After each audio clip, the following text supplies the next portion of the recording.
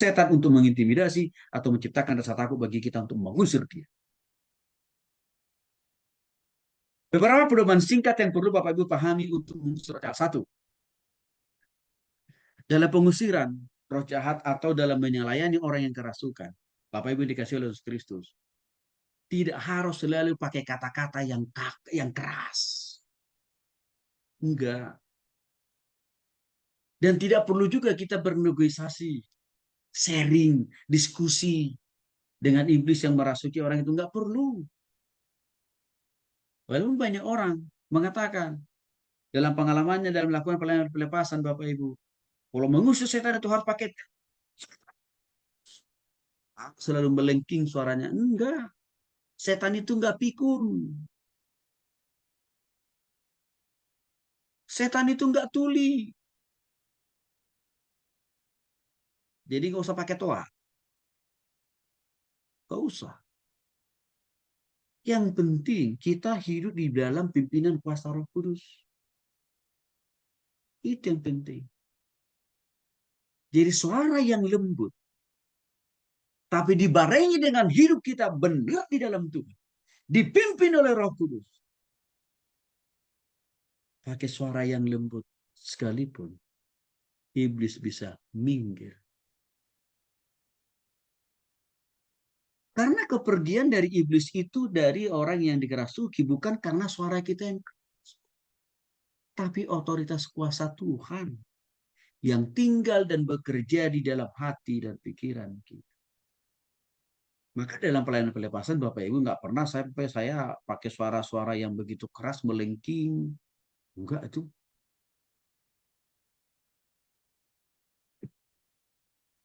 Ya. Jadi jangan selalu berpikir, oh kalau suara saya keras pakai toa mungkin lebih cepat iblis. Enggak. Iblisnya lebih doyan, dia nggak mau pergi. Karena iblis tahu diri kita kosong, tidak dikuasai oleh iblis. Yang kedua, waktu kita melakukan pelayanan pelepasan mengusir roh jahat, jangan sibuk ngurusin setannya. Jangan fokus pada pekerjaan setannya. Tapi fokuslah terhadap orang yang kita layani. Saya kasih contoh. Ada kalanya waktu kita melakukan pelayanan pelepasan Bapak Ibu. Waktu kita berdoa, kita thinking dalam nama Yesus. Tidak langsung saat itu, detik itu dia pergi. Enggak. Walaupun kadang-kadang sebagian besar yang saya alami, langsung pergi memang. Tapi ada saya pernah punya pengalaman beberapa kali. Waktu saya doakan, saya tumpang tangan, saya thinking, saya tolak, saya usir. Dalam nama dan kuasa Yesus Bapak Ibu. Enggak langsung sadar orang itu.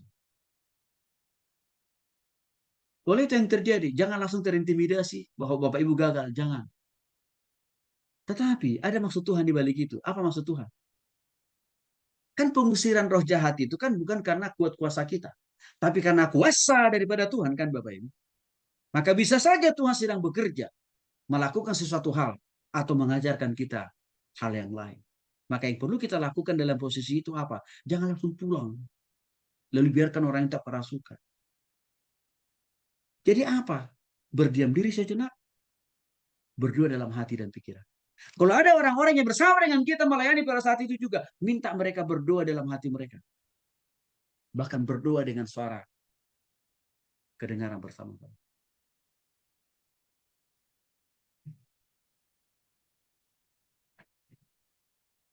Maka tidak lama kemudian Bapak Ibu, setelah saya berdoa dan juga beberapa teman waktu itu saya bawa, saya ikut sertakan gitu.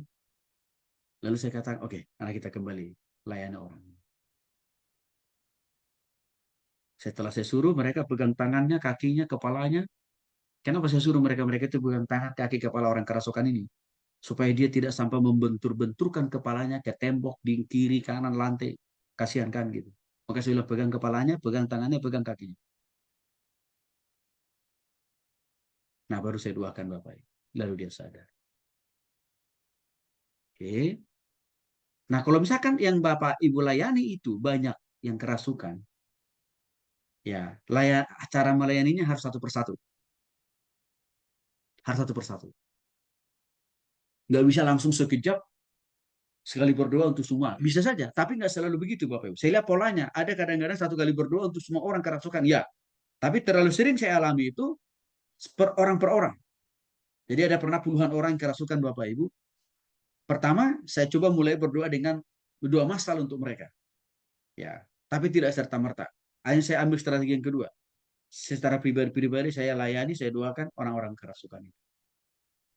Ya. Yang berikutnya Bapak Ibu, pedoman dalam mengusir roh jahat. Jangan kita kurang kerjaan. Maksudnya apa? Gak usah menghabiskan waktu, tenaga, dan pikiran untuk mewawancarai panjang kali lebar. Latar belakang, nama, pendidikan, suku, agama, marga, kampung. Gak penting. Gak perlu itu kita lakukan terhadap orang yang kerasukan. Karena kenapa itu kita cari-cari masalah itu? Itu kita sedang memperluas ruang dan kesempatan bagi iblis bekerja kan? Gak usah. Walaupun pola ini kan banyak dipakai oleh orang-orang duniawi. Contohnya aja kalau Bapak Ibu pernah nonton acara pemburu hantu. Diwawancarai kan orang kerasukan. Tapi dari dalam kekristenan, kita tidak pakai pola itu. Karena kenapa? Kalau pola itu kita pakai, kita berikan ruang yang seluas-luasnya untuk setan memproklamirkan kehebatannya. Dan kasihan orang kerasukan makin tersiksa. Jadi jangan kita menambah ikut-ikutan menambah beban masalah bagi orang yang kerasukan setan. Cukuplah setan itu menjadi beban bagi orang yang kerasukan kan. Jangan kita datang menambah masalah. Ya. Yang keempat, orang yang telah lepas dari pelayanan, orang telah lepas dari setan itu Bapak Ibu. Detik itu juga, saat itu juga langsung injili. Tantang dia bertobat terima Yesus. Pakai prinsip metode lima jari. Nah, itu ingat mengingatkan Bapak Ibu lagi. Jadi metode penginjilan lima jari itu berlaku untuk semua orang. Apakah orang itu kerasukan, sama metode penginjilannya. Lima jari. Orang yang tidak kerasukan pun lima jari. Ada satu kisah di dalam Matius pasal 12 ayat 43 sampai 45 Bapak Ibu.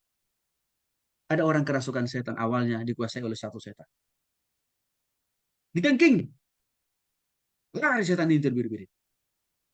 Tapi orang yang melayani itu tidak sampai memberitakan Injil kepada orang yang kerasukan ini. Langsung pulang aja dia lalu bercerita kepada banyak orang. Saya hebat bisa melawan setan, bisa mengusir setan, kata dia. Apa yang terjadi?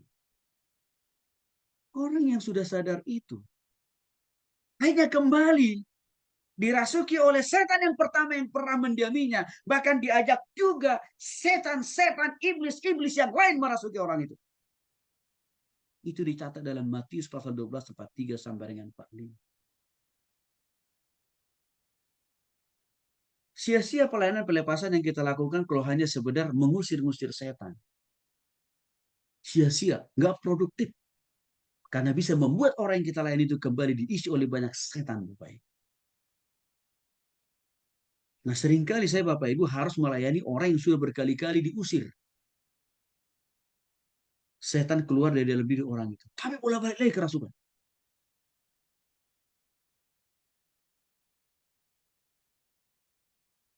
Saya harus kembali melayani orang itu lagi. Saya tahu kenapa orang itu bisa kerasukan lagi. Karena nggak langsung diinjili. Karena tidak langsung dia dibimbing bertobat terima Yesus. Dari orang-orang yang sudah lebih dulu melayani orang itu supaya lepas dari setan. Masih banyak hamba Tuhan melakukan pelepasan itu hanya sebatas melepaskan orang itu dari kuasa sejahat. Tapi tidak sampai memberitakan Injil. Akhirnya apa? Keadaan orang yang diinjil, keadaan orang yang lepaskan itu bahkan lebih buruk. Jadi kalau kita melayani orang harus tuntas. Tidak hanya melepaskan mengusir setannya, tapi juga pastikan darah Yesus melindungi, menguasai roh, jiwa, dan tubuh orang itu sehingga tidak ada potensi bagi iblis menguasai itu. Jangan lupa iman yang total kepada Tuhan harus juga menjadi bagian yang penting untuk kita punya di dalam mengusir roh jahat atau dalam mengusir setan. Contoh, ketika Yesus mengusir setan dari seorang anak laki-laki yang mengidap penyakit epilepsi. Hasilnya apa? Anak itu sembuh. sembuh dari penyakit epilepsinya.